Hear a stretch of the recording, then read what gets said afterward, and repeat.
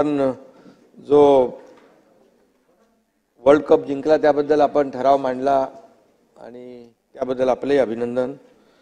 खरं म्हणजे तमाम भारतीयांच्या हृदयाचे ठोके चुकवणारी वर्ल्ड कप फायनल आपण पाहिली। थरारक रोमांचक अनुभव होता आणि या विजयानंतर देशभरात अभूतपूर्व जोशही होता, आपण अनुभवला आणि सगळीकडे सेलिब्रेशनही झालं आणि त्यामुळे तमाम भारतीय चाहत्यांना जल्लोषाची संधी देखील भारतीय क्रिकेट संघाने दिली।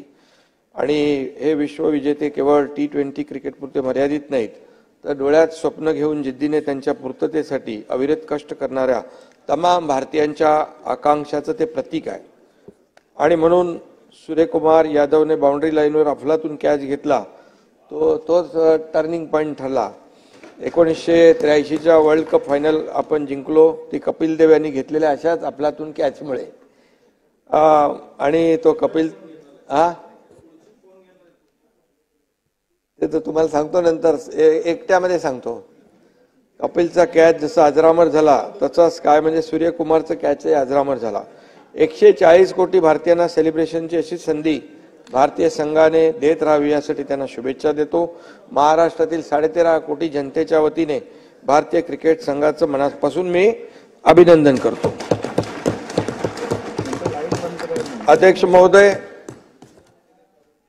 राज्यपालांच्या अभिभाषणावरील चर्चेमध्ये 2 दिवस चर्चा झाली, त्यामध्ये अनेक सदस्यांनी भाग घेतला। त्यामध्ये विरोधी पक्षनेते विजय वडेट्टीवारजी, चेतन तुपे, सुभाष धोटे, संजय केळकर, जयंत पाटील आले नाहीत काय, सुनील प्रभू, रईस शेख, अतुल भातखळकर, अमित जनक, वैभव नाईक, रवी राणा, मनीषा चौधरी, लहू कानडे, बाबासाहेब पाटील, कैलास पाटील, देवराव होळी, प्राजक्त तनपुरे, बच्चू कडू, सुनील भुसारा, सहस्राम कोरोटे, प्रकाश आवाडे, हिरामन खोसकर, रोहित पवार, अजय चौधरी, विजय सिंग सावंत, विनोद अग्रवाल, अतुल बेनके, रमेश कोरगावकर, मुफ्ती मोहम्मद इस्माईल खलिक, कैलास गोरंट्याल, अबू आझमी, राजूभाई वगैरे, किशोर जोरगेवार आणि इतर काही लोकांनी भाग घेतला। त्यांची सगळ्यांची नावं मी घेत नाही, म्हणजे सर्व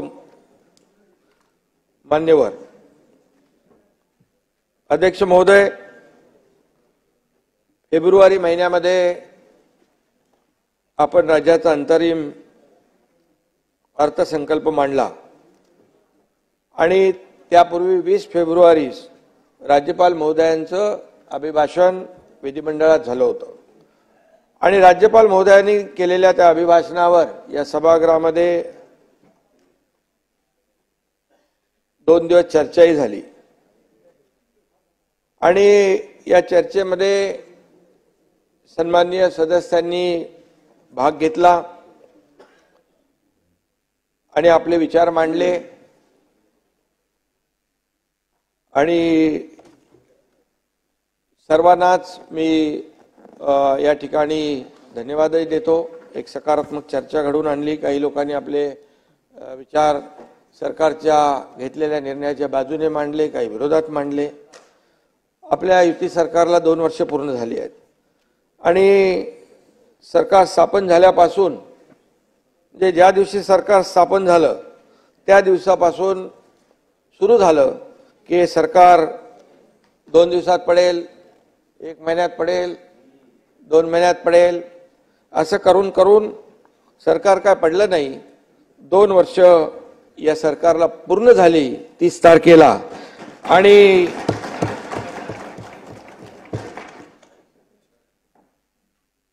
त्यावेळेस सरकार पडावं म्हणून अनेक लोकांनी पाण्यात देव ठेवले होते ते आणि म्हणून याच्यामुळे सरकार काही पडलं नाही। परंतु सरकारची कामगिरी पाहून विरोधकांचे चेहरे मात्र पडले। 2019 मध्ये जनमत पायदळी काय म्हणाले तुम्ही?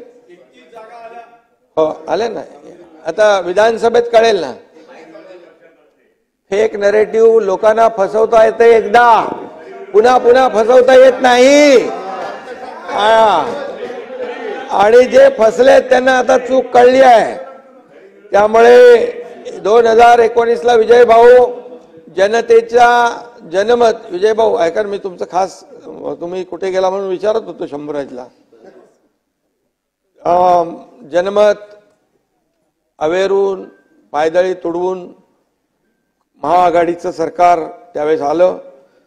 खरं म्हणजे त्यावेळेपासूनच आम्ही त्या बाबतीमध्ये मी जास्त काय बोलत नाही, पण त्या विरोधामध्ये आम्ही अध्यक्ष महोदय उठाव केला आणि त्यामुळे महाराष्ट्रात खऱ्या अर्थाने लोकांच्या मनातलं आणि वैचारिक भूमिकेतून सारखं असलेलं महायुतीचं सरकार आम्ही आणलं. त्या उठावाला देखील 2 वर्ष झाली.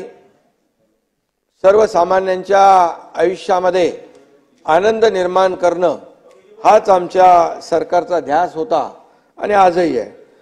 राज्याने अध्यक्ष महोदय आर्थिक, औद्योगिक आणि शैक्षणिक क्षेत्रात घोडदौड केली पाहिजे अशीच आमची इच्छा होती आणि आस होती. समाजातील विजयराव शेवटच्या घटकापर्यंत शासकीय योजनांचा लाभ पोहोचला पाहिजे यासाठी आमची धडपड होती. आपण पाहिली, शेतकरी, महिला, युवक यांच्या चेहऱ्यावर समाधान आणि आनंद दिसावा ही तळमळ होती आणि त्या प्रयत्नांमध्ये गेल्या 2 वर्षामध्ये आम्ही कुठे कमी पडलो नाही. प्रयत्नांची पराकाष्ठा केली आणि खऱ्या अर्थाने जो काही विचार आम्ही मांडला, मी आजही जे नेहमी सांगतो, छत्रपती शिवाजी महाराजांचा आदर्श डोळ्यासमोर ठेवून आम्ही कारभार करतोय आणि हिंदू हृदय सम्राट बाळासाहेब ठाकरे यांच्या विचारांचं सरकार आम्ही स्थापन केलं आणि त्यासाठी अहोरात्र आम्ही काम केलं. जनतेचा विश्वास देखील आज आम्ही या ठिकाणी पाहतोय की गेल्या 2 वर्षामध्ये जनतेसाठी केलेली कामं, घेतलेले निर्णय याचाही आम्हाला आनंदही आहे आणि अभिमान आहे. आणि विचार, विकास आणि विश्वास ही आमच्या यशाची त्रिसूत्री आहे हे मी या ठिकाणी अभिमानाने सांगेन. आमच्या काळामध्ये 9 अधिवेशनं पार पडली, 75 कॅबिनेट झाल्या, त्यात सुमारे 550हून विजयराव आकडा लिहून घ्या अधिक निर्णय आम्ही घेतले. खऱ्या अर्थाने या काळामध्ये बरेच वेताळ आडवे आले, परंतु आम्ही विकासाचा विक्रम करत गेलो हे मी या ठिकाणी नम्रपणे नमूद करू इच्छितो. इतके निर्णय यापूर्वी कधी झालेत का हे आपण आपल्या मनाशी विचार करा, पाहून घ्या, तपासून घ्या.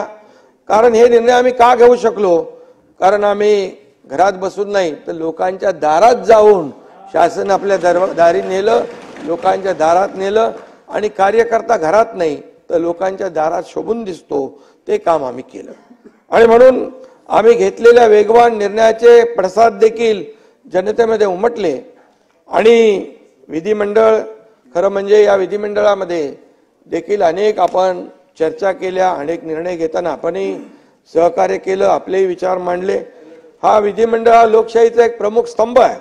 या सभागृहाचा सन्मान ठेवण्याची जबाबदारी आपल्या सगळ्यांची आहे आणि म्हणून विधिमंडळामध्ये सदस्यांना दिलेल्या हक्काच्या आयुधांचा उपयोग तमाम जनतेच्या भल्यासाठी आपण केला पाहिजे आणि या विधिमंडळाचा डेकोरम आहे, पावित्र्य आहे, जे काय ते आपण जपलं पाहिजे अशी भावना आपल्या सगळ्यांची आहे आणि या पावित्र्याचा भंग होणार नाही हे देखील पाहण्याची जबाबदारी आपली आहे.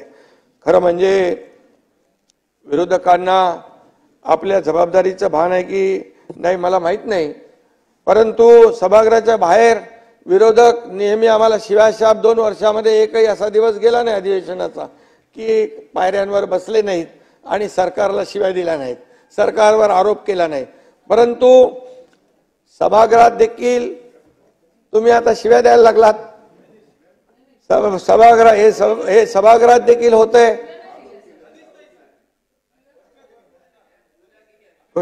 ठीक आहे. आणि हे खरं म्हणजे दुर्दैव आहे. आज वरच्या सभागृहामध्ये जे काही झालंय काल हे अतिशय दुर्दैवी चित्र आहे विजयराव. म्हणजे असं कधीही झालं नव्हतं, असं कधीही झालं नव्हतं ते काल घडलं. आणि म्हणून मी आपल्याला एवढंच सांगतो, आम्ही केलेल्या, नाही तुम्ही सभ्य आहात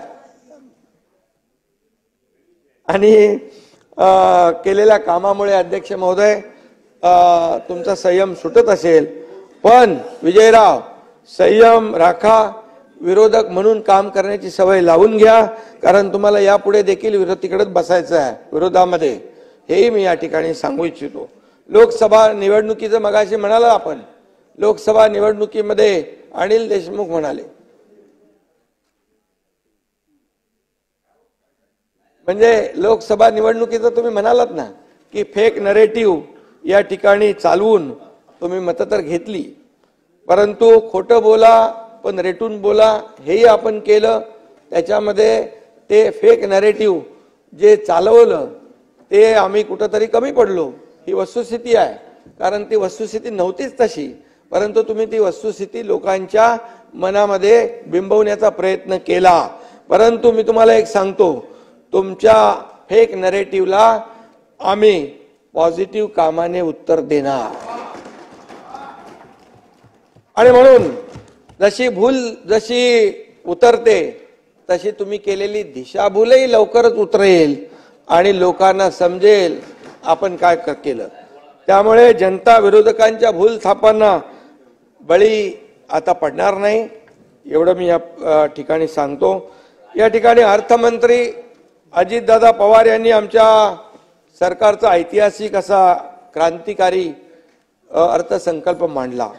माता भगिनींचे आयुष्य उजळून टाकणाऱ्या योजना आणल्या, शेतकऱ्यांसाठी, युवकांसाठी, ज्येष्ठांसाठी योजना आणल्या, वारकऱ्यांसाठी योजना आणल्या आणि इतरही घटकांसाठी, मुलींच्यासाठी आम्ही योजना आणल्या.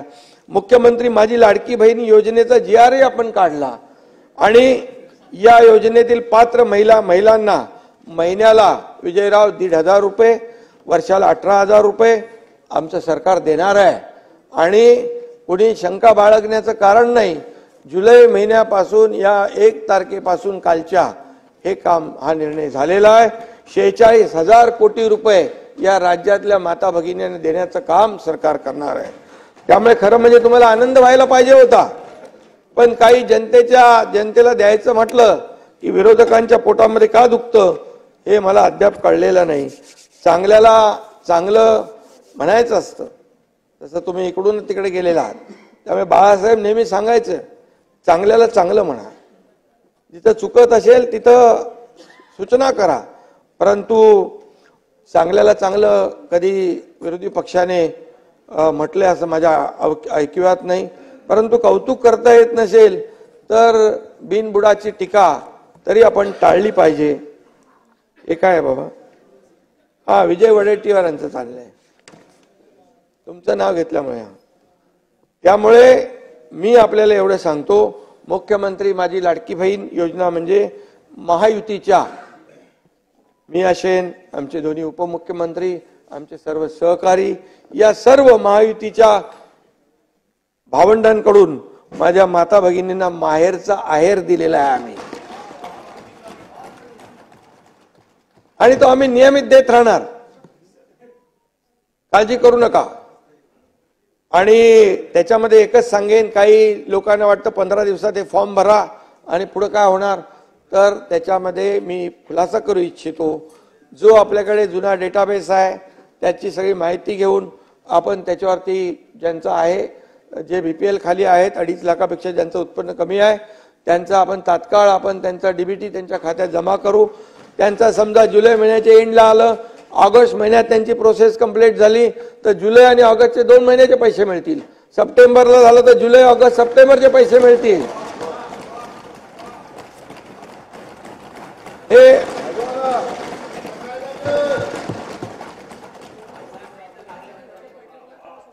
आणि त्याच्यामध्ये कोणीही आमच्या भगिनींकडून, बहिणींकडून कोणीही सरकारी कर्मचारी असेल, कोणी असेल त्यांनी पैसे घेण्याचा प्रयत्न केला, त्याला सस्पेंड करून जेलमध्ये टाकून देऊ. त्या माझ्या माता भगिनींना मी अगदी जाहीरपणे सांगतोय, कुणालाही 1 रुपया द्यायचा नाही. आणि जो मागत असेल त्याची तक्रार करा, त्याला जेलच्या आतमध्ये टाकून त्याला बाहेर येऊ देणार नाही. आता एकाला करून आलोय. आणि म्हणून तुम्ही आम्हाला इथे काय केलं, त्या दिवशी हेटाळणी केली. परंतु मी आपल्याला सांगतो विजयराव, तुम्ही इथे सभागृहात त्या मुख्यमंत्री माझी बहीण, लाडकी बहीण याच्यावर आरोप केले, हेटाळणी केली, परंतु बाहेर माझ्या बहिणी आल्या होत्या, त्यांनी माझी ओवाळणी करून राख्या बांधल्या, त्या बहिणींना मी धन्यवाद देतो. आणि खरं म्हणजे महिलांचा सन्मान करणं ही महाराष्ट्राची संस्कृती आहे ताई, बरोबर ना. आणि त्यामुळे आम्ही जी आर काढला, त्याला टीका सुरू झाली, त्याच्यामध्ये हक्कभंग आणू असं म्हटलं, परंतु ते काय होत नाही. विजयराव, हक्कभंग तुमचा विरोध आहे का याला? विरोध योजनेला आहे का तसं सांगा. आणि म्हणून त्याच्यात आम्ही विजयराव एक आणखी दुरुस्ती केली. 60 ऐवजी आम्ही 65 केलं, 65 वर्ष. आणि जमिनीची अट जी आहे ती पण काढून टाकली.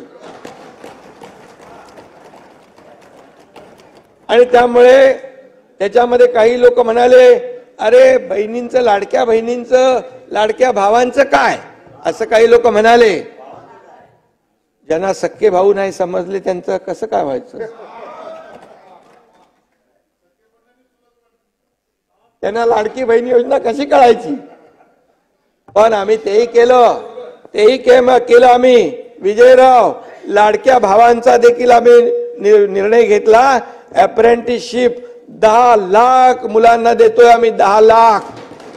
हे ऐतिहासिक निर्णय आहे. 6,000, 8,000, 10,000 रुपये महिन्याला. आणि म्हणून त्याची अंमलबजावणी तात्काळ झाली पाहिजे, यासाठी देखील त्याची व्यवस्था आम्ही करतोय. सध्या बीपीएलचा डेटाबेस मी आताच म्हणालो त्याचा उपयोग करण्याला सांगितलंय. म्हणजे नोंदणीसाठी महिलांच्या मोठ्या रांगा लागणार नाहीत, त्यांची गैरसोय होणार नाही भगिनींची, याची देखील आम्ही काळजी घेतोय.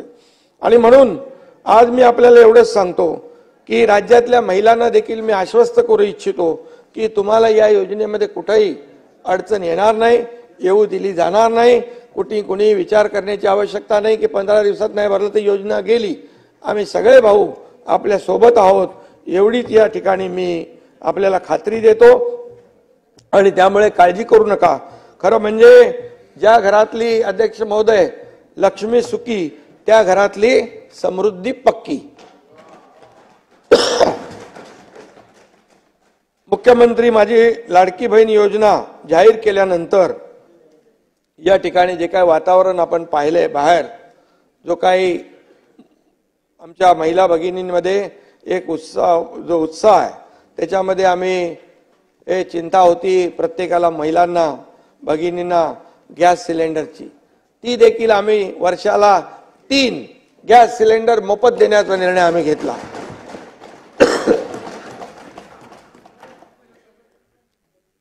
एवढंच मी सांगतो की जी गर्दी आता होती आहे सगळीकडे, आपल्या जिल्हाधिकाऱ्यांना देखील आम्ही आदेश दिलेले आहेत की आमच्या भगिनींना त्रास होऊ नये.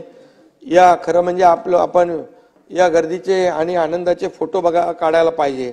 या सभागृहात काही चांगले फोटोग्राफर पण आहेत, त्यांनी एरियल फोटोग्राफी सोडून जमिनीवरचे फोटो देखील काढले पाहिजेत. त्यामुळे गर्दी बघून त्यांचे देखील चेहरे फोटो काढण्यासारखे होतील, अशा प्रकारची गर्दी आणि अशा प्रकारचा आनंद सगळीकडे आहे.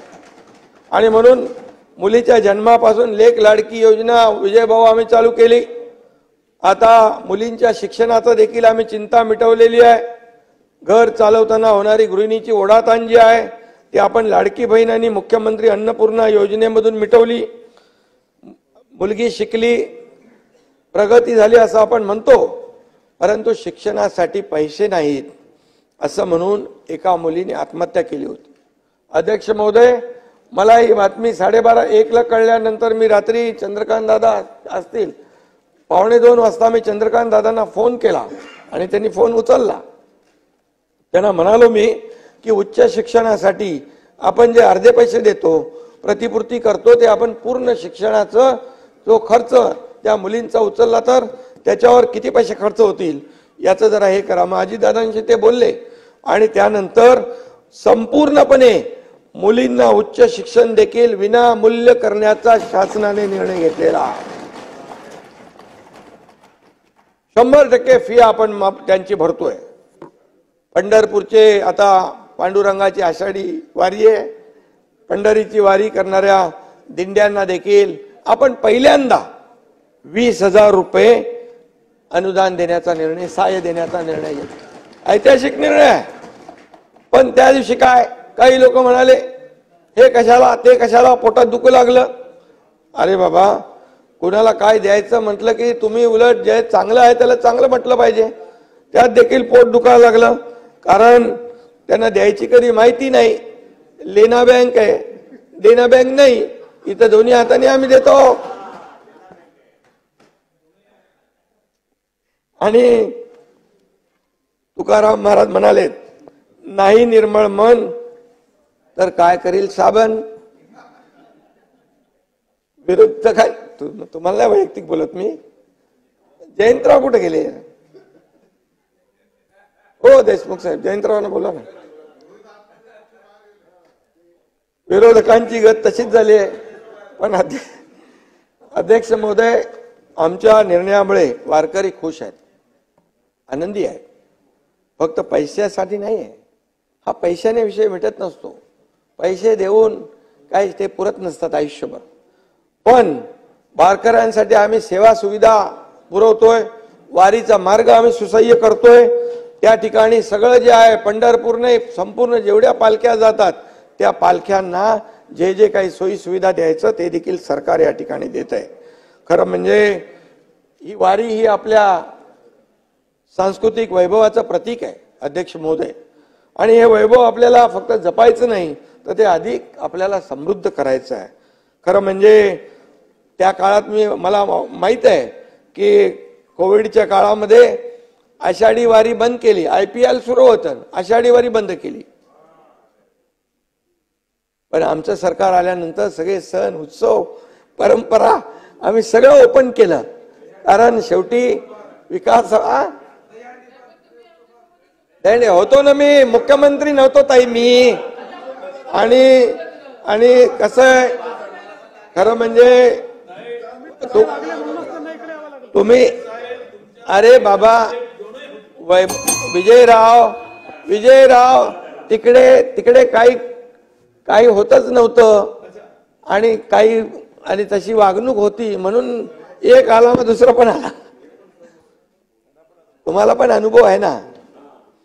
त्यामुळे मी एवढंच सांगतो, हे महाराष्ट्राचं वैभव जपणारं, महाराष्ट्राची संस्कृती वाढवणारं हे सरकार आहे.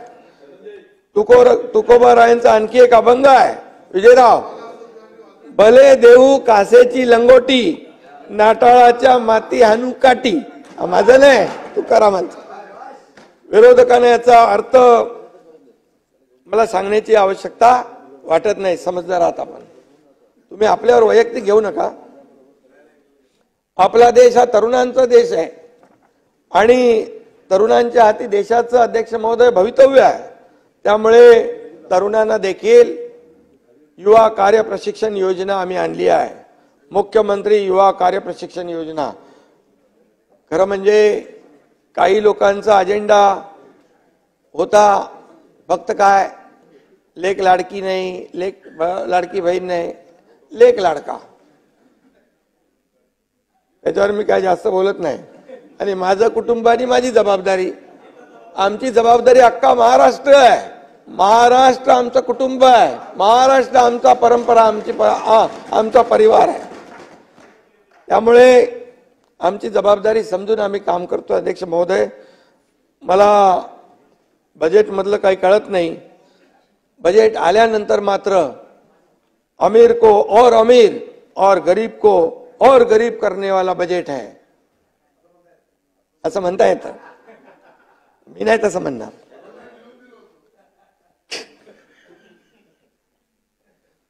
तसं सांगणारे मुख्यमंत्री पण या राज्याने पाहिलेत.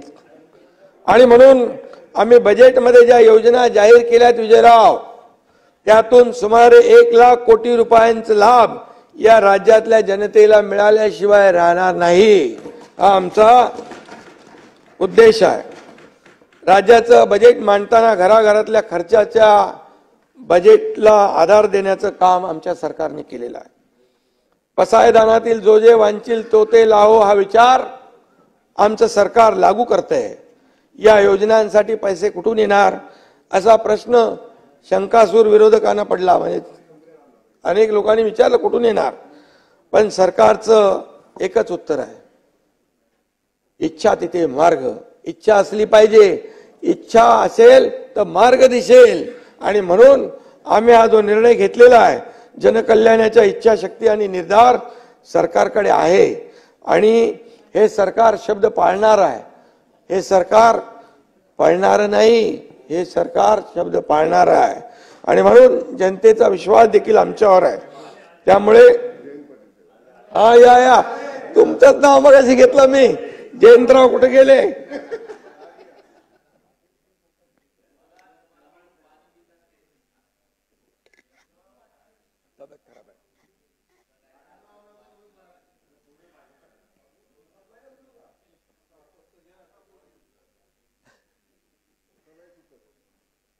शेतकऱ्यांना वाऱ्यावर सोडले म्हणाले अनेक लोक. शेतकऱ्यांना काय दिलंय? शेतकऱ्यांच्या तोंडाला पानं पुसली म्हणाले. मी आपल्याला एकच सांगतो, महाविकास आघाडीच्या तुलनेमध्ये विरोधी पक्ष नेते महायुती शासनाने शेतकऱ्यांसाठी कितीतरी पटीने या ठिकाणी अधिक निर्णय घेतलेत. मागील सरकारच्या काळात कृषी यांत्रिकीकरण, फलोत्पादन, सिंचन, SC ST शेतकऱ्यांच्या योजना, पीक विमा यातून मिळून 90,99,000 एवढे 92 शेतकऱ्यांना सुमारे 7,080 कोटी रुपयांचा लाभ बाबा DBT मार्फत मिळालाय. तर आमच्या काळामध्ये गेल्या 2 वर्षात 1,77,88,000 शेतकऱ्यांना 11,0392 कोटीचा लाभ मिळालेला आहे.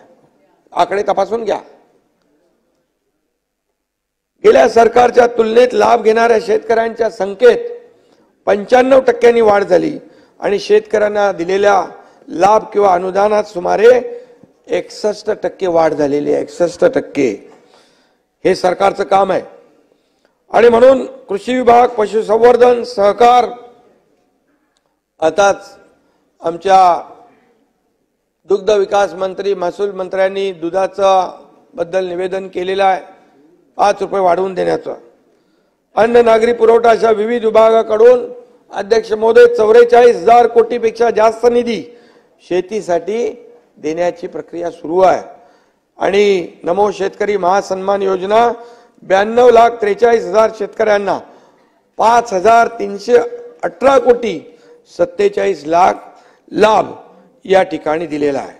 प्रधानमंत्री किसान सन्मान निधीमध्ये 85.66 लाख शेतकऱ्यांना लाभ मिळालेला आहे. 31,000 कोटींपेक्षा जास्त रक्कम 16 हप्त्यात थेट बँकेत जमा सरकारने केलेली आहे. महात्मा ज्योतिराव फुले शेतकरी कर्जमुक्ती योजनेमध्ये जे महाविकास आघाडीने कर्ज माफी केली होती त्यातल्या उरलेल्या 14,33,000 लोकांना पण महायुती सरकारने पैसे दिले. आणि प्रोत्साहनपर रक्कम जे कर्जफेड नियमित करत होते त्यांना 50,000 रुपयापर्यंत जो निर्णय घेतला होता महाविकास आघाडीने, त्यातला एकही रुपया दिला नव्हता.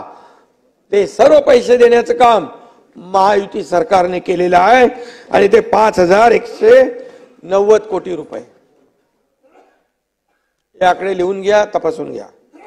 गेल्या सरकारच्या काळात उर्वरित शेतकऱ्यांना जो काही लाभ दिला मी सांगितलं. पीक कर्ज मंजूर करताना सिबिलचा वापर करून कर्जापासून वंचित ठेवण्यात येऊ नये असे आदेश आम्ही दिलेत. अनिलराव ऐका. आणि प्रसंगी संबंधित बँकांवर FIR नोंदवून कार्यवाही करण्याचा देखील निर्णय सरकारने घेतलेला आहे.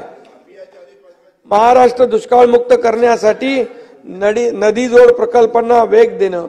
नदी जोड दमणगंगा पिंजाळ यासाठी 508 कोटी, कोकण गोदावरी खोरे 6,665 कोटी, कोकण तापी खोरे 6,277 कोटी, वैनगंगा नळगंगा याचं देखील आपण मोठं काम करतोय आणि त्यासाठी देखील ही योजना सरकार राबवणार आहे.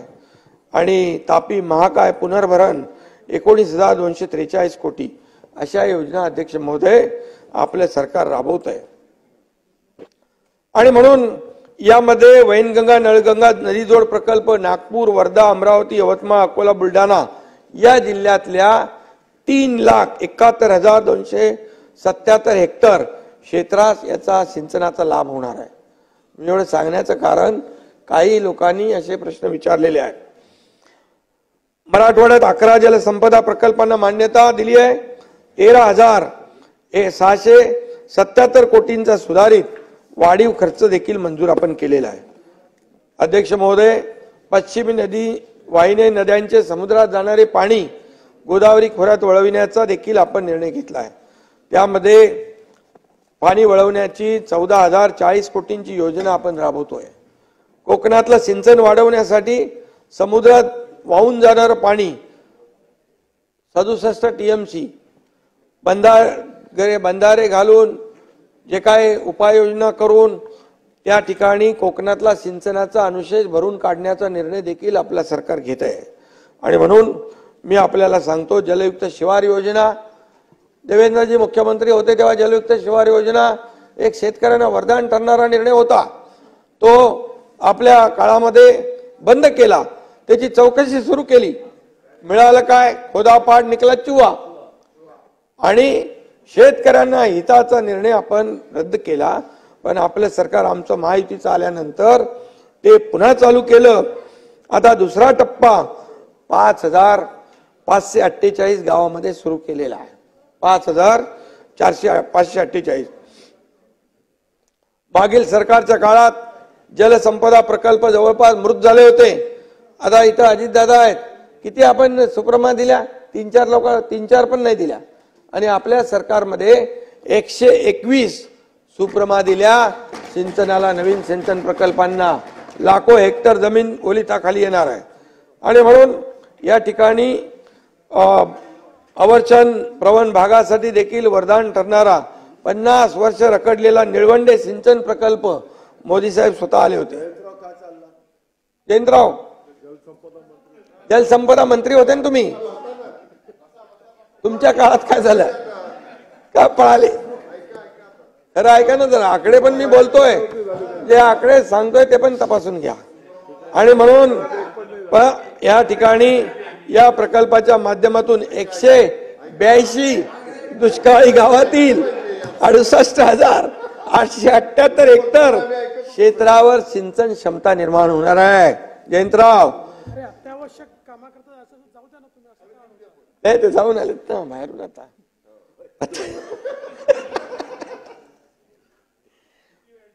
बरं 5 मिनिटं, मराठवाडा लवकर तुमच्यासाठी लवकर संपवतो।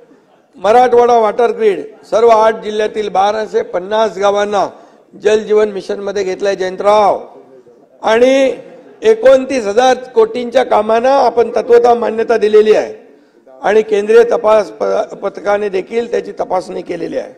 आणि म्हणून हे जे काही पाणी वाया जाणारं पाणी पुन्हा या ठिकाणी ज्या दुष्काळी भागात वळवण्याचं काम आपले सरकार करेल।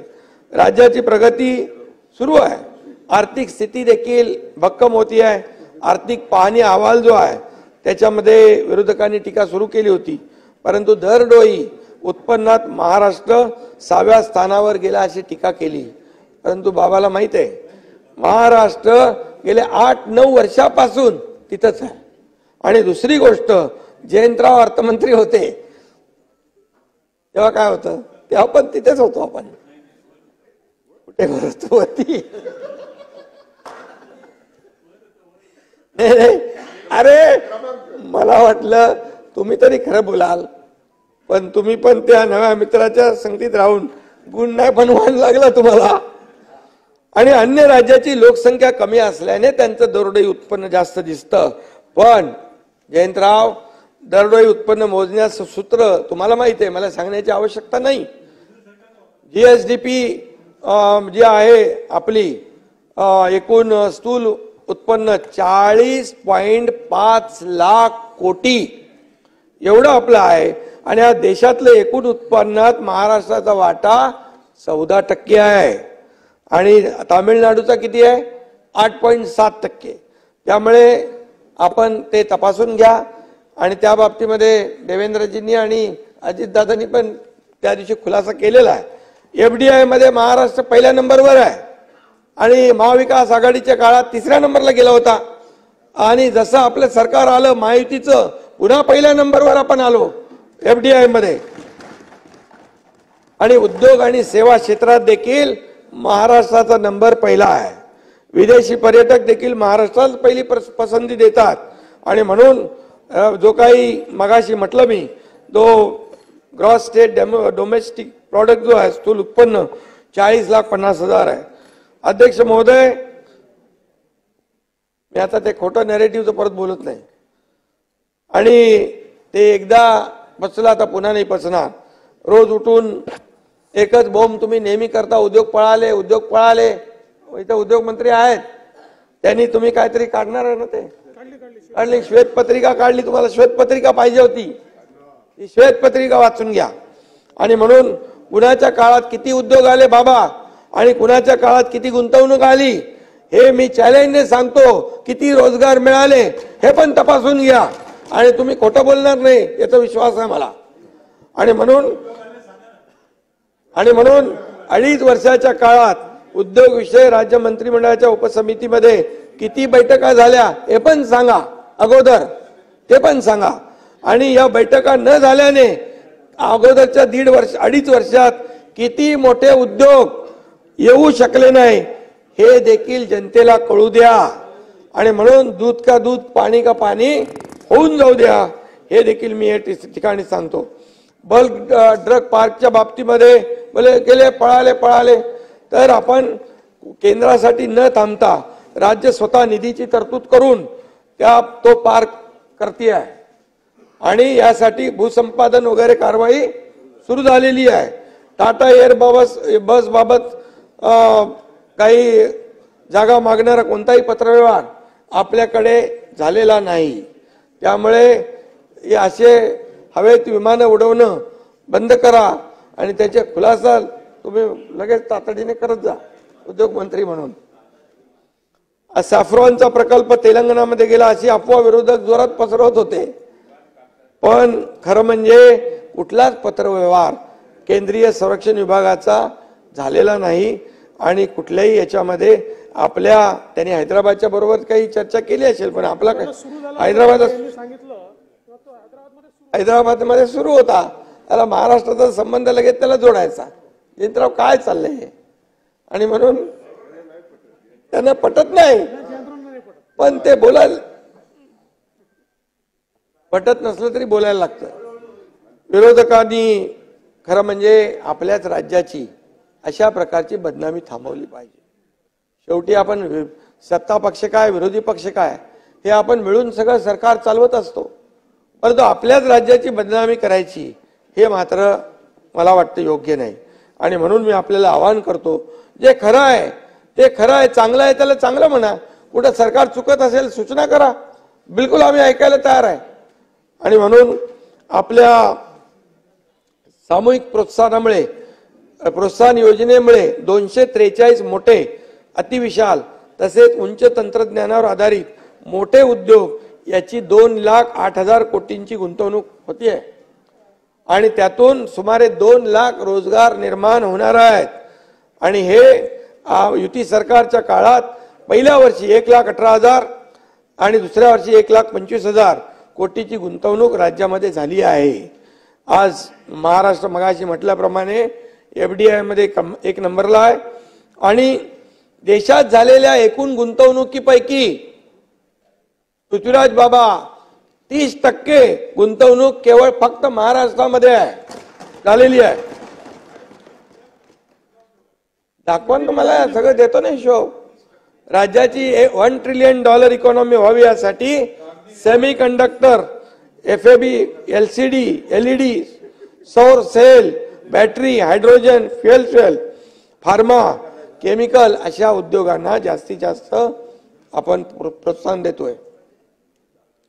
किमान 10,000 कोटी गुंतवणूक आणि 4,000 रोजगार देणाऱ्या अशा उद्योगांना प्रणेता उद्योग ठरवून विशेष इन्सेंटिव्ह देण्याचा आपण निर्णय घेतलेला आहे। त्यामुळे येणाऱ्या काळात 1,00,000 कोटी गुंतवणूक आणि 50,000 रोजगार निर्माण होतील अशा प्रकारची तरतूद आहे. दावोसला देखील आपण गेलो त्यावेळेस $5,00,000 कोटी सामंजस्य करार झाले. त्यापैकी पहिल्या वर्षात झालेल्या करारापैकी 70% प्रकल्प उभारणी सुरुवात झाली आहे. भूखंड वाटप देखील त्याला झालेलं आहे, तपासून घ्या. जेम्स अँड ज्वेलरी प्रमोशन काउन्सिलचा अहवाल यामध्ये 2022-23 मध्ये मुंबईतून 1,71,688 कोटीची निर्यात झाली. विजयराव आकडा बघा, 1,71,688 कोटींची निर्यात मुंबईतून झाली आणि सुरत मधून फक्त 4,560 कोटींची निर्यात झाली. निर्यातीचं हे प्रमाण देशाच्या एकूण निर्यातीच्या 97.15% आहे. 97.15%. गुजरातचं असं म्हणता आपण, सगळं गेलं तिकडे. गुजरातचं प्रमाण 2.58% आहे. यावर मुंबई या सेक्टरमध्ये किती पुढे आहे हे लक्षात ठेवा. खोटं नरेटिव्ह करून सारखं फसवणूक नाही करता येणार. आणि म्हणून या खऱ्या अर्थाने आपल्या राज्याला बदनाम करण्याचं काम करता कामा नये. आणि म्हणून MIDC मार्फत जेम्स अँड ज्वेलरी पार्क आपण उभारतोय नवी मुंबईमध्ये. आणि या क्षेत्रातील शिखर संस्था gems and jewellery export council ही माफे येथे 21 एकर जागेवर पार्क उभारती आहे. आता मोठा बिझनेस होईल. त्याचबरोबर केसरकर इकडे आहेत, ते मध्ये जर्मनीला गेले, तिथे 4 लाख रोजगार विविध सेक्टरमध्ये आपल्या राज्यातल्या मुलांना मिळणार, तरुणांना मिळणार, त्यासाठी MOU करारनामा सही करून आलेली आहेत. 4 लाख मुलांना गॅरंटेड रोजगार देण्याचं काम देखील सरकार आपलं करणार आहे.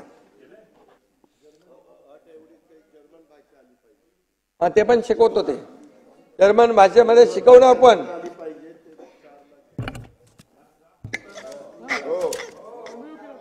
MOU केला.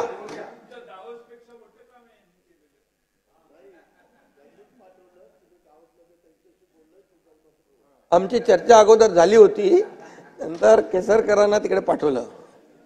त्यामुळे हे जयंतराव जे आकडे बोलतोय ना मी, हे आकड्यामध्ये एकही खोट असेल, चूक असेल तर मी काही भोगायला तयार आहे. तुम्ही तपासणी करून घ्या. आणि त्यामुळे मी खोटं बोलत नाही, दिलेला शब्द पाळतो. म्हणून तो 2 वर्षापूर्वी एवढ्या लोकांनी विश्वास ठेवला.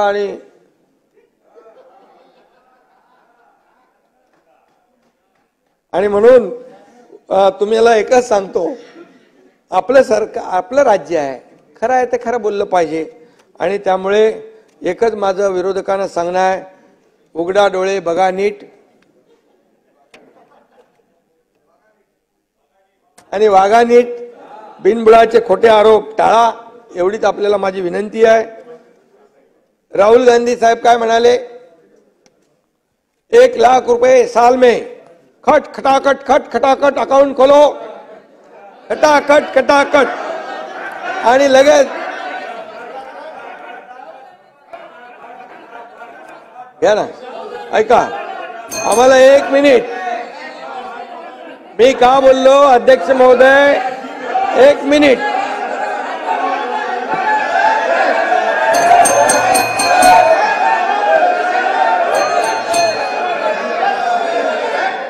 अरे बसून घ्या. नाही असं नाही चाललं. मुख्यमंत्री रिप्लाय देतात, आपण बसून घ्या. नंतर बोला, नंतर. आपण बसून घ्या. मी रुलिंग देतो, आपण बसून घ्या. मी रुलिंग देतो, आपण बसून घ्या. नाही, आपण अशा चेअरला अटी टाकू शकत नाही. विरोधी पक्ष नेते, आपण जबाबदार संविधानिक पदावरती आहात. आपण चेअरला असे अल्टिमेटम देऊ शकत नाही. मी आपल्याला सांगितलंय, मी रुलिंग देतो. बसा खाली बसा.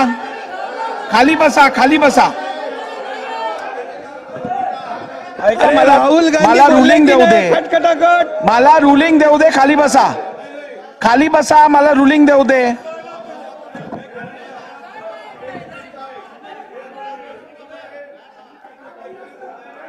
नाही, खाली बसा, खाली बसा, खाली बसा.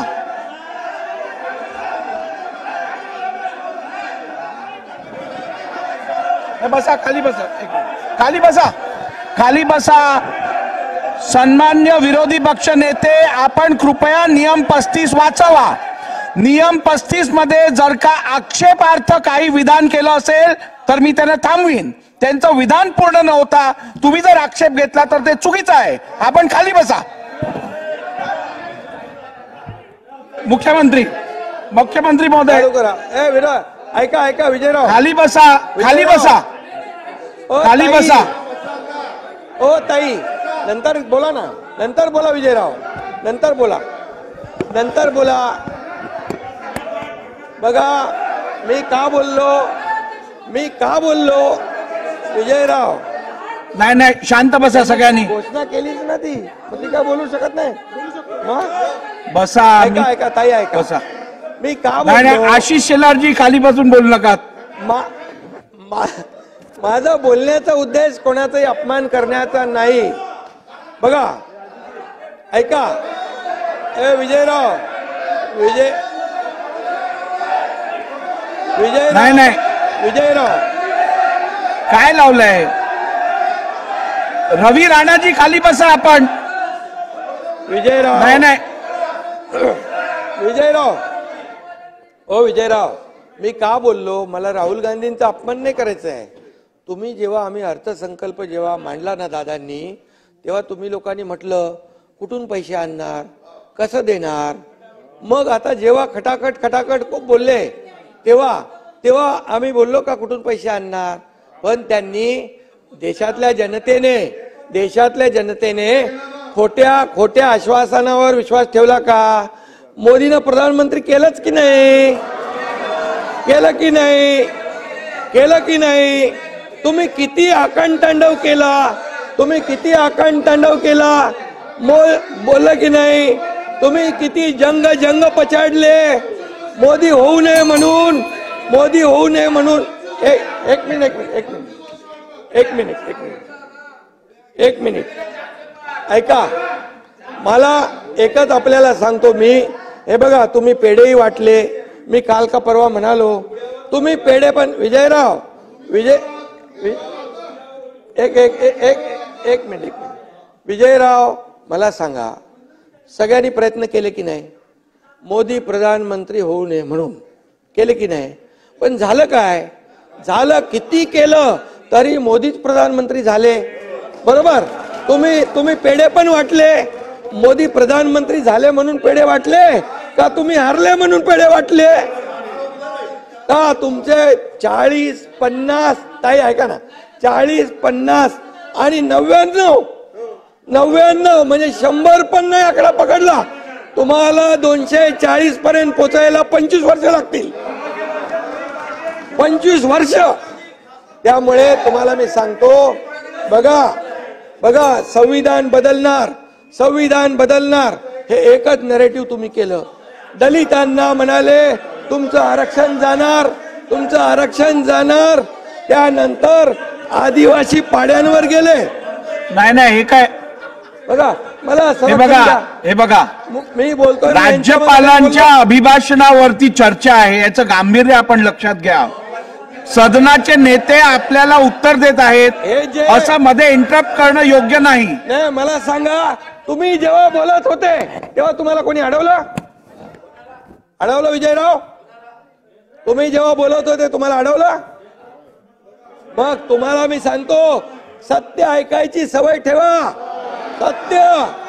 आणि मी तुम्हाला सांगतो की तुम्ही जंग पछाडलं तरी सुद्धा तुम्ही मोदीजींना हरवू शकले नाही. वस्तुस्थिती आहे की नाही, ही वस्तुस्थिती आहे की नाही, तुम्हाला गेल्या 10 वर्षात केंद्रामध्ये विरोधी पक्ष नेता बनता नाही आलं, एवढे आकडे नाही आले. आता सुदैवाने आता आलं.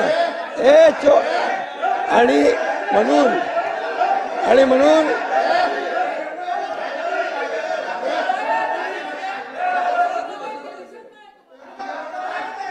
कशाला आणि म्हणून मध्ये- मी नाही, आपल्याला- आशिष शेलारजी, मी आशिष आपल्याला शेलारजी. एवढंच सांगतो, एक मिनिट, आशिषजी असं नाही, बरोबर नाही, थांबा.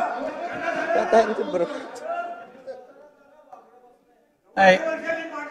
नाही नाही, मला वाटतं मुख्यमंत्री महोदय उत्तर द्यायला सक्षम आहेत, आपण मध्ये बोलू नका. आणि दुसरं आता मी नाव घेत नाही, दुसरं आपण मध्य प्रदेशमध्ये, राजस्थानमध्ये, छत्तीसगडमध्ये, राजस्थानमध्ये म्हणाले जयंतराव निवडणुकीच्या वेळेस, तुम्ही नाही, तिकडचे लोक, ते म्हणाले आम्ही शेतकऱ्यांना कर्जमुक्त करू. जयंतराव, 160 लोकांनी आत्महत्या केल्या कर्जमुक्त होणार म्हणून वाट बघून. त्याचबरोबर कर्नाटकमध्ये खोटी आश्वासनं दिली, आम्ही हे देणार ते देणार, नंतर जेव्हा द्यायची वेळ आली तेव्हा म्हणाले प्रिंटिंग मिस्टेक आहे, आमच्याकडे आर्थिक तेवढी तरतूद नाही. हे खरं आहे की नाही? केंद्राने द्यावं म्हणजे केंद्राकडे मागावं, मग तुम्ही खोटी आश्वासनं द्यायची आणि केंद्राकडे पैसे मागायचे, असं कसं काय होऊ शकतं? आणि म्हणून मी सांगतो तुम्हाला की तुम्हाला जे मोदीजींनी 10 वर्षामध्ये गेल्या काम केलं, ठीक आहे, तुम्ही खोटं फसवून खोटी आश्वासनं देऊन तुमचे काही नंबर वाढवले, परंतु देशातल्या जनतेने ठरवलंय की बाबा मोदी प्रधानमंत्री झालेच पाहिजेत, एवढे आकडे तर त्यांना दिलेच पाहिजेत, ते दिले त्यांनी. आणि म्हणून येत्या 5 वर्षात पुढच्या मी आपल्याला सांगतो, हा देश 11व्या नंबरवरून 5व्या नंबरवर जो आला तो 3ऱ्या नंबरवर आल्याशिवाय राहणार. $5 ट्रिलियन इकॉनॉमी आज करण्याचं जे स्वप्न आहे देशाचं, पृथ्वीराज बाबा, आपलं $1 ट्रिलियन महाराष्ट्राचं आहे, ते आपण अचीव करणार आहे. दुसरी गोष्ट मला सांगा, तुम्ही प्रधानमंत्री मोदीजी हा विषय डोक्यातून बाजूला काढा. चला आता बघा, देशाचा प्रधानमंत्री काढलाय तरी जाऊ शकत नाही ना. अरे काढला तरी जाऊ शकत नाही, कारण त्यांचं कर्तृत्व तेवढं आहे. आणि बघा, तुम्हाला सांगतो आज पूर्वी भारत पाकिस्तानने हल्ला केल्यानंतर, ऐका, अरे बस काय आता तुम्ही वाढवलं नाही हे सगळं. आणि म्हणून तुम्हाला मी सांगतो, जेव्हा पाकिस्तान आपल्या सीमेवर हल्ला करायचा तेव्हा आपले प्रधानमंत्री विनोद जाऊन सांगायचे की बघा काय चाललंय, कसं चाललंय, हे थांबवा. आता प्रधानमंत्री काय म्हणतात, पाकिस्तानने जर असं केलं ते घर में घुस के मारूंगा. नाही तुम्ही बसा, ऐका. आणि म्हणून मी एकच सांगतो, देशाची आर्थिक, हो घेतो ना, बसा. अरे देशाला आर्थिक महासत्ते, बरं मला सांगा, कुठल्या प्रधानमंत्र्यांनी असं काम केलं होतं जेव्हा युक्रेन आणि रशियाचं युद्ध चाललं होतं? ऐका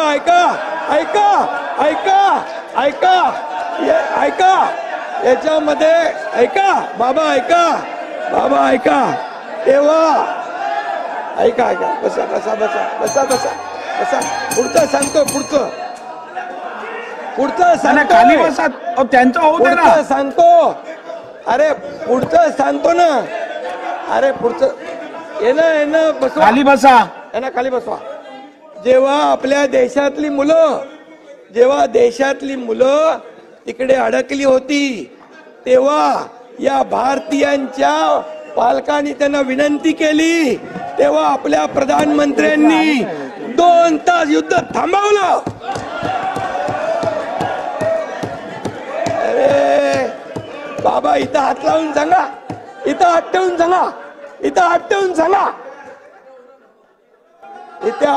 सांगा, नाही माझं नाही, बसा, खाली बसा. मी तुम्हाला सांगतो, मी तुम्हाला सांगतो बघा, आणि म्हणून मी तुम्ही किती काही केलं तरी सुद्धा तुम्हाला सगळ्यांना, सगळ्या इंडिया अलायन्सला पुरून उरणारा एक माणूस आहे, त्याचं नाव मोदी आहे. आता मी सांगतो राज्यपाल, चला. आणि म्हणून अरे नाही आठवू शकत. अरे एकनाथ शिंदे ये कार्यकर्ता आहे, कार्यकर्ता. तू पण गेला, बिघडला वाटतं.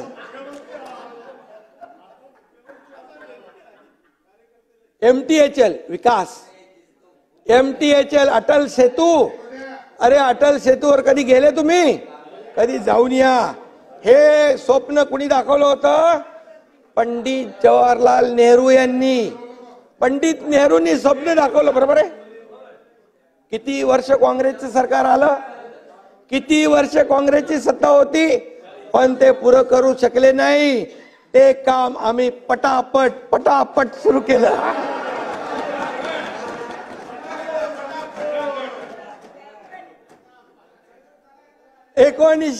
बघा, अटल सेतूला जा.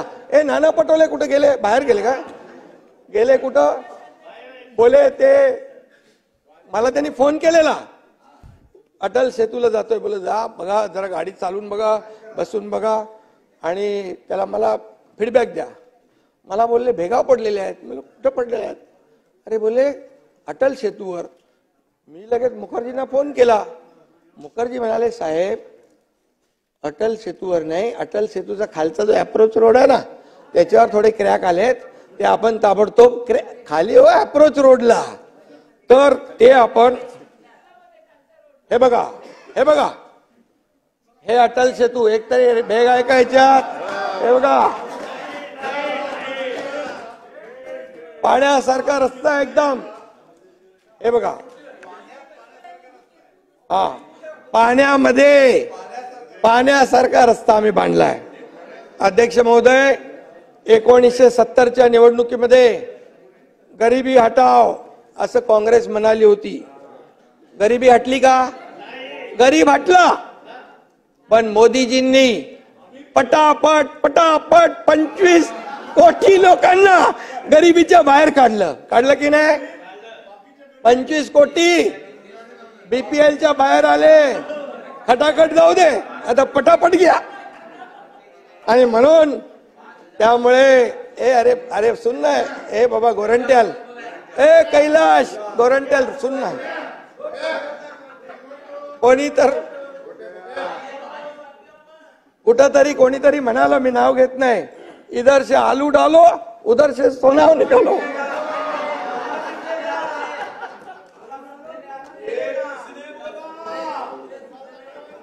जाने दो, नाम नहीं लेता मैं. विजयराव, तुम्हाला मी सांगतो, विरोधी पक्ष नेते नाव विचारलं आणि त्यांनी घेतलं तर मग मी का रेकॉर्ड न काढू शकणार नाही. नाव विचारलं आणि त्यांनी घेतलं तर मग रेकॉर्ड ठेवायला लागेल. जयंतराव बाबा आहे तिथे, नाना पटोले नाही आहेत. पण विजयराव ज्या पोटतिडकीने बोलतात, एकदम जरा त्यांची आता तब्येत खराब आहे, पण घसा फाडून बोलतात. त्यामुळे आता बाकी लोकांपेक्षा सगळी कॉम्पिटिशन वाढली आणि ते सगळ्यात पुढे गेलेले आहेत. आणि विजयराव तुम्हाला आमच्या शुभेच्छा आहेत. नाना गेला फील्ड मध्ये. आणि मी आपल्याला एवढंच सांगतो विजयराव, मला तुमच्याकडून अपेक्षा नव्हती. जे शहीद झाले, साळसकर, कामटे, ओंबळे, करकरे, या करकरेंना अजमल कसाबची गोळी लागली की नाही अशी शंका तुम्ही निर्माण केली, उत्पन्न केली. आणि तुम्हाला विजय भाऊ शेतकऱ्यांपेक्षा, आपल्या शहीदांपेक्षा दहशतवाद्यांच्या बद्दल एवढी चिंता आणि कणव कशी का असू शकते? खरं म्हणजे मला तुमच्याकडून अपेक्षा नव्हती.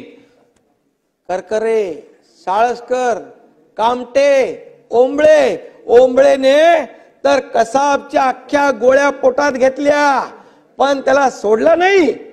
हा ओंबळे हे शहीद झाले, त्यांच्या शहादतवर तुम्ही शंका निर्माण करता, ही अपेक्षा नव्हती. आणि दुसरी गोष्ट इक्बाल रिप्लाय होऊ दे ना, मुसा रिप्लाय होऊ दे. काय झालं? तुम्ही बोलले ना, काय झालं? काय तुम्ही बोलले ना, नाही काय झालं ते तर सांगा. आणि म्हणून पण त्यांचा रिप्लाय होऊ दे ना. अध्यक्ष महोदय, रिप्लाय पूर्ण करू दे. अध्यक्ष महोदय, तुम्ही नंतर बोला. तुमच्या भाषणामध्ये नाही, तुम्ही नंतर बोला. रिप्लाय होऊ दे, रिप्लाय होऊ दे, रिप्लाय होऊ दे ना. रिप्लाय पूर्ण होऊ दे. रिप्लाय पूर्ण होऊ द्या. रिप्लाय पूर्ण झाल्यावर बघू ना आपण. त्यांचा रिप्लाय तर होऊ दे. कामकाज नियमाप्रमाणे होणार. तुमच्या नियमाप्रमाणे होणार कामकाज. अध्यक्ष महोदय, असं नाही चालत. तुम्ही दरवेळेला असे आरोप करणं योग्य नाही. आपण बसा. विरोधी पक्ष नेते बसा. आपण बसा बसा. अध्यक्ष महोदय, मी तुम्हाला संपूर्ण न्याय देणार. त्यांना न्याय द्या, संपूर्ण न्याय देणार. आपण बसा. तुमची विजयराव तब्येत ठीक नाही, जास्ती जोरात बोलू नका. त्रास होईल आम्हाला, तुम्हाला, आम्हाला त्रास होईल. तर इक्बाल मुसा हा बॉम्बस्फोट मधला कन्व्हिक्टेड आरोपी, बरोबर, तो आपल्या लोकांच्या प्रचारामध्ये कसा काय फिरू शकतो? कसा काय फिरू शकतो? देशद्रोही, याचा देखील विचार, ते तुमच्याकडे नाही, तुम्हाला बोलत नाही मी, पण ही वस्तुस्थिती आहे. आणि म्हणून अध्यक्ष महोदय, मी वैयक्तिक कोणी काही घेऊ नये. जे चर्चा झाली त्याच्या अनुषंगाने एक देशभक्त म्हणून आपल्या राज्यातले पोलीस त्यांची शहादत झाली, ते शहीद झाले. मुंबईला सुरक्षित ठेवण्यासाठी स्वतःच्या प्राणांचा बलिदान त्यांनी दिलं.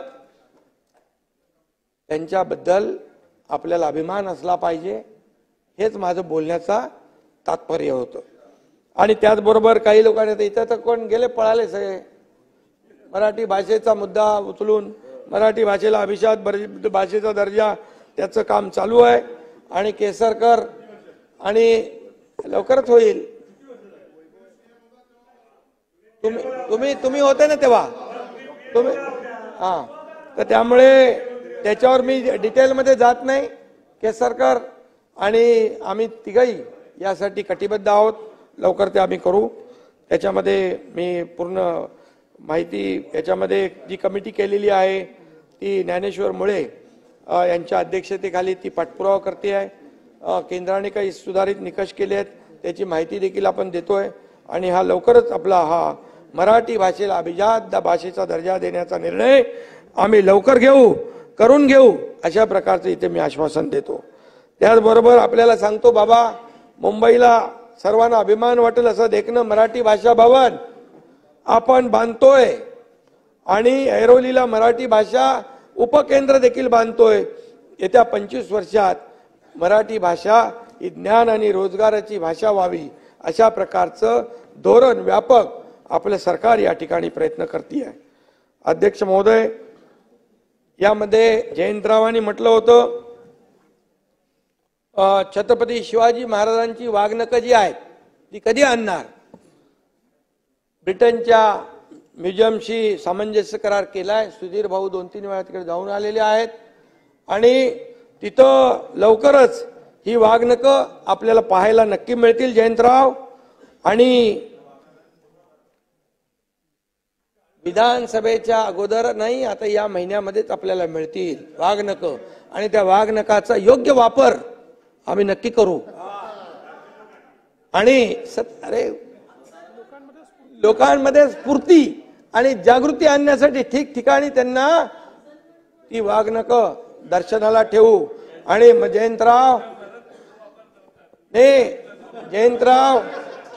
जयंतराव, अजून तुम्ही तिकडे नकली वाघांबरोबर आहात, ते थोडं असली वाघांबरोबर या. जयंतराव आपले मित्र आहेत. शालेय गणवेशाच्या बाबतीमध्ये तर यांनी सांगितलंय, हे शालेय गणवेशचं कुठं आणले रे? आणि कपडे चांगली क्वालिटी. रोहित, क्वालिटी बघा, क्वालिटी क्वालिटी क्वालिटी. हे बघा, हे जुनं आहे, हे जुनं आहे. नवीन दाखव रे. हे बघा, हे नवीन आहे. ही नवीन क्वालिटी बघा, ही नवीन. हे घ्या, हे दोन्ही घ्या. नाही, ऐका ऐका, दिली आहे, परवानगी दिली आहे. क्वालिटी परवानगी घेतलेली आहे मी. नाही, त्याला पाठवतो, त्याला त्याचा ड्रेस शिवून पाठवतो.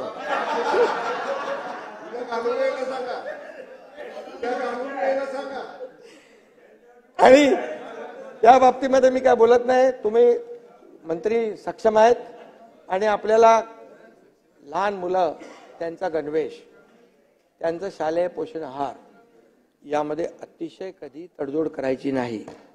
बिलकुल त्याच्यामध्ये कोणी कॉम्प्रोमाइज करत असेल त्याला डायरेक्ट त्याच्यावर कठोर कारवाई करा, कारण हे पुण्याचं काम आहे. जो ह्याच्यामध्ये दिरंगाई करेल, जो ह्याच्यामध्ये भ्रष्टाचार करेल, त्याला डायरेक्ट त्याचा काम म्हणजे त्याच्यावर कारवाई करा.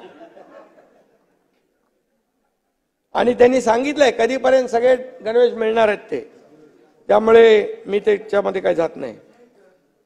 मला वाटतं अनेक लोकांनी काही प्रश्न शिक्षणाच्या बाबतीत विचारले, त्याच्या बाबतीत मध्ये त्यांनी डिटेल हे दिलेला आहे.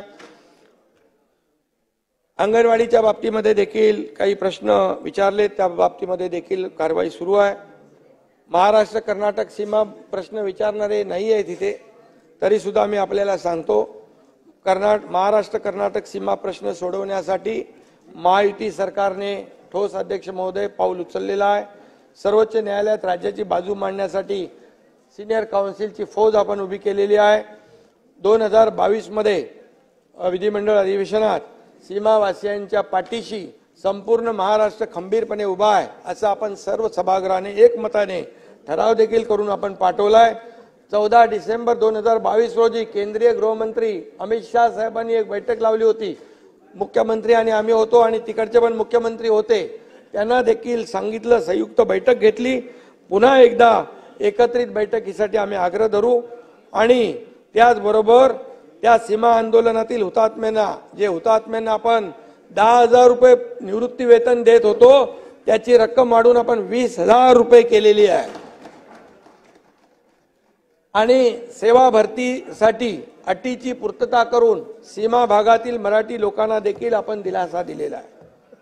भारतीय प्रशासकीय सेवेच्या पूर्व प्रशिक्षण केंद्रात आणि मेडिकल कॉलेजमध्ये सीमा भागातील तरुणांसाठी जागा राखीव आपण अध्यक्ष महोदय ठेवल्यात.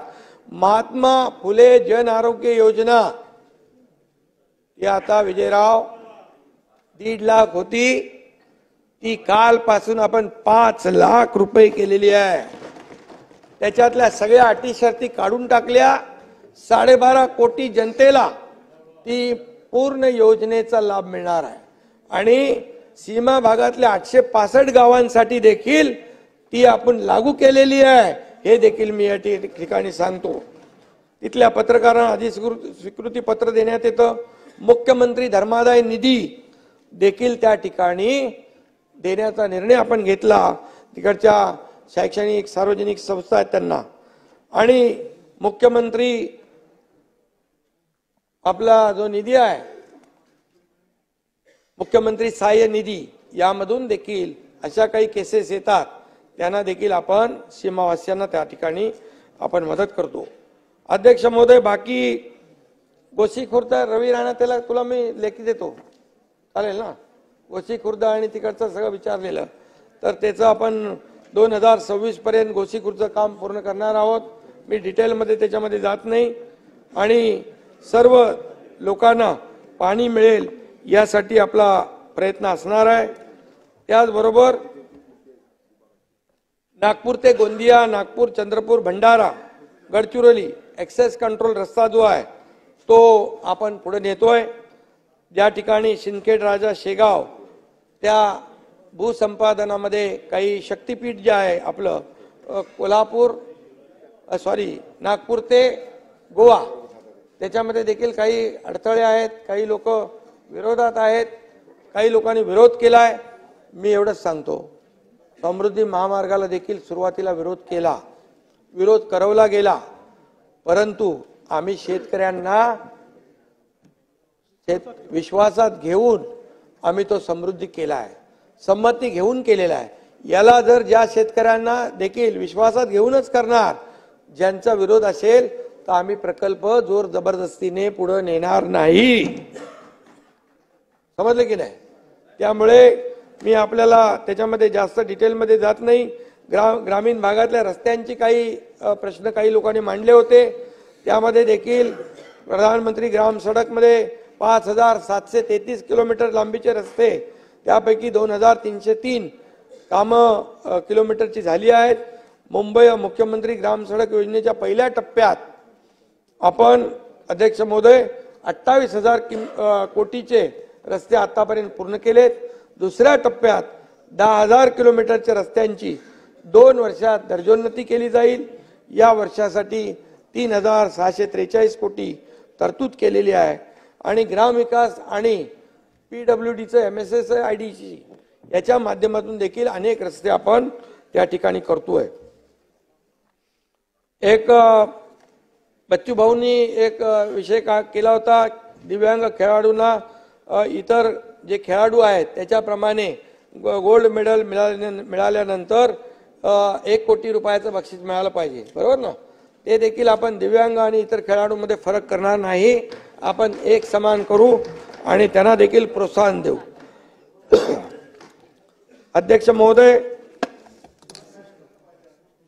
मुख्यमंत्री आता आपण पंढरपूरच्या आषाढीचं जे केलेलं आहे, आपल्या पंढरपूरला देखील जवळपास आपण 83 कोटी रुपये मंजूर केलेत, म्हणजे मंदिराचं जे काही रिस्टोरेशन आहे त्यासाठी. आणि आपण एक मोठा विकास आराखडा पंढरपूरच्या विकासाचा तयार करतोय आणि पंढरपूरचा पूर्णपणे त्या क्षेत्राचा वारकऱ्यांची मागणी आहे की अतिशय चांगला विकास झाला पाहिजे आणि त्या पद्धतीने देखील सरकार प्रयत्न या ठिकाणी करतोय. आणि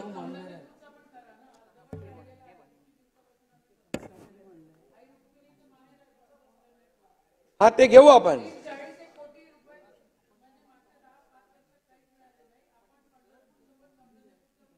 पंढरपूरचा पण आपण मोठा करतोय, ते ताई आपण विचार करू, तुम्ही मला माहिती द्या. नाही, नक्की करू आपण. रिप्लाय होऊ दे ना. नाही, त्याचा विचार आपण नक्की करू ताई. यशोमती ताई, बजेटवरती आपण नाही, बजेटच्या चर्चेत बोला ना.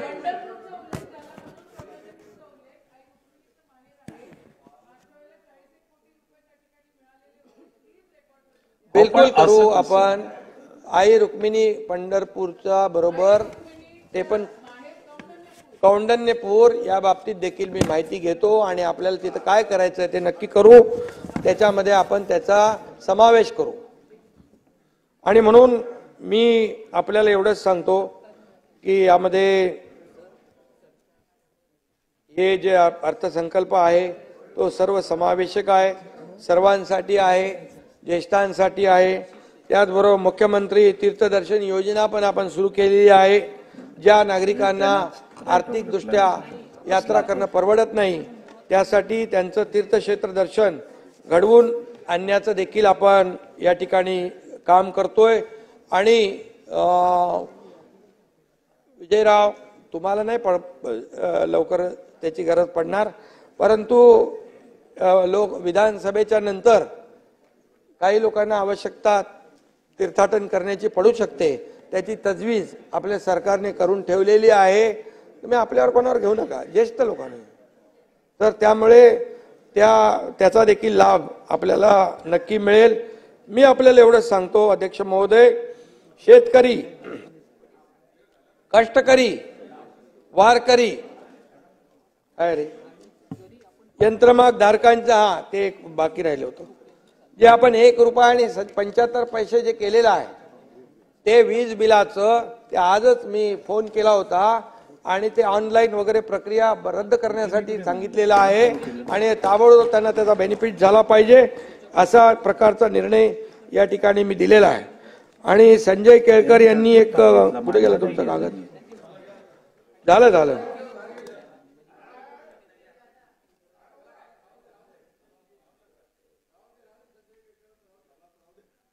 नाही आहे वारकरी महामंडळ झाला ना रे, घोषणा झाली वारकरी महामंडळाची पण घोषणा झालेली आहे। यामध्ये जसं आपण रिक्षा टॅक्सी महामंडळ जाहीर केलं त्या धर्तीवर वृत्तपत्र विक्रेता कल्याणकारी मंडळ, कारण ते देखील आपले सगळे असंघटित आहेत, ते देखील गेल्या 4 वर्षापासून मागणी आपण करताय, ते देखील आपण जाहीर करू, त्यांनाही न्याय देऊ। आणि वारकरी धारकरी सगळे आले आणि म्हणून हे सरकार, मी आपल्या सगळ्यांना सांगू इच्छितो की काही रेफरन्सेस मी जरूर दिलेत, परंतु कुठेही असं कुणावर हेतुआरोप करणे, कुणाला खाली बघणे, खाली पाडणे किंवा काय कोणाला मानहानी करणे असं कुठलाही माझा हेतू बिलकुल नसतो आणि नाही आहे। त्यामुळे काही विषय आपण स्वतःवर लावून घेऊ नका। शेवटी आपण सत्ता पक्ष आणि विरोधी पक्ष ही रथाची 2 चाकं आहेत। तुमचं देखील बाहेर सगळे लोक ऐकतात, काय काय सभागृहामध्ये आपण राज्याच्या हितासाठी, शेतकऱ्यांच्या हितासाठी आपण बोललं पाहिजे। आणि मी नेहमी कुठेही गेलो, परवा देऊला गेलो, आळंदीला गेलो, मला पत्रकारांनी विचारलं काय मागणं केलं, मी बोललो काय मागणं, त्याला सगळं माहित आहे पांडुरंगाला, फक्त एवढंच आहे, बळीराजावरचं संकट दूर कर, बळीराजाच्या आयुष्यामध्ये चांगले दिवस येऊ दे, सुखाचे, समाधानाचे, आणि या राज्यातल्या जनतेला देखील सुख, समाधान, आनंद मिळू दे। त्यामध्ये शेतकरी, कष्टकरी, वारकरी, कामगार, महिला भगिनी, युवा सगळे आले। आणि म्हणून मी पुन्हा एकदा सांगतो, शेतकरी, कष्टकरी, वारकरी, बहीण, लेक आणि युवा हाच आमच्या विकासाचा पॅटर्न नवा। एवढं बोलतो आणि मी सगळ्यांना मनापासून धन्यवाद देतो। आता अशी पंढरपूरची वारी आहे आणि सगळे वारकरी आपले त्या ह्याच्यामध्ये तल्लीन झालेले आहेत आणि म्हणून मी विठू माऊलीच्या चरणी प्रार्थना करतो की आपल्याला सगळ्यांनाच, या राज्यातल्या जनतेला सुख समृद्धी सगळ्यांना हो आणि विरोधकांना देखील सद्बुद्धी देवो, फंड पण देणार आणि आपली देखील भरभराट हो, काही प्रॉब्लेम नाही। आणि म्हणून अध्यक्ष महोदय धन्यवाद। बोला पुंडलिक वरदे हरी विठ्ठल, हे ज्ञानदेव तुकाराम, पंढरीनाथ महाराज की जय, की जय। प्रस्ताव असा आहे की राज्यपालांनी केलेल्या अभिभाषणाबद्दल आम्ही या अधिवेशनाकरिता जमलेले महाराष्ट्र विधानसभेचे सदस्य त्यांचे मनपूर्वक आभार मानतो। अनुकूल असतील त्यांनी होय म्हणावे।